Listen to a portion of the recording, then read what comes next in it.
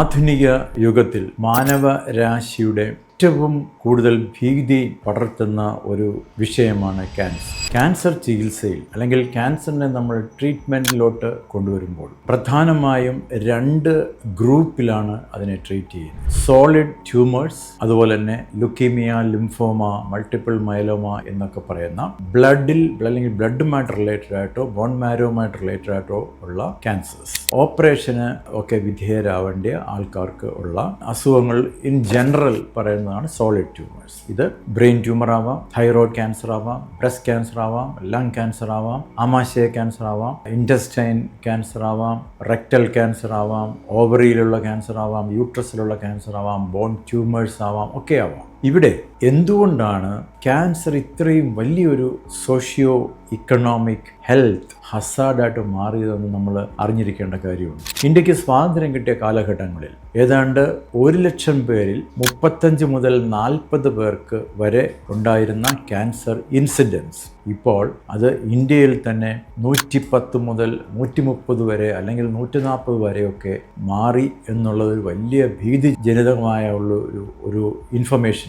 ഇതിൻ്റെ പുറകിൽ നിരവധി കാരണങ്ങളുണ്ട്. ഒന്ന്, ഏർലി ഡയഗ്നോസ് ചെയ്യാനുള്ള നമ്മുടെ സംവിധാനങ്ങൾ.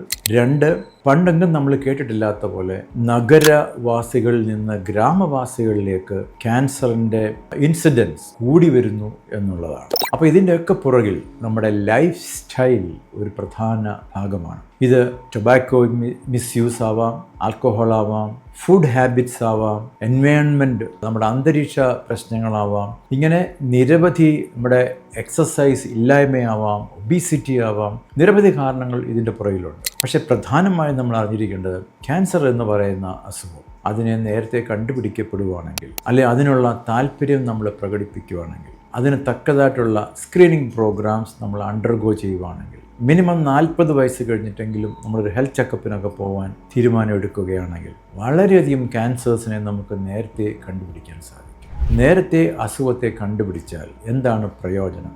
ഏറ്റവും പ്രധാന പ്രയോജനം അവയവങ്ങൾ നഷ്ടപ്പെടാതെ ഉള്ള ക്യാൻസർ ട്രീറ്റ്മെൻറ്റ് എന്ന് വെച്ചാൽ എക്സ്റ്റേണലി ആരും കണ്ടാൽ നമ്മളൊരു ക്യാൻസർ പേഷ്യൻ്റ് ആണെന്നോ ക്യാൻസർ രോഗത്തിന് ചികിത്സ നേടിയ ആളാണെന്നോ ഒരു സ്റ്റിഗ്മയും അവശേഷിപ്പിക്കാതെ ചികിത്സിച്ച് ഭേദമാക്കാൻ പറ്റുന്ന ഒരു ലെവലിലായിരിക്കും നേരത്തെ കണ്ടുപിടിക്കപ്പെട്ട ക്യാൻസേഴ്സ് വരുന്ന ബ്രാക്കറ്റ്.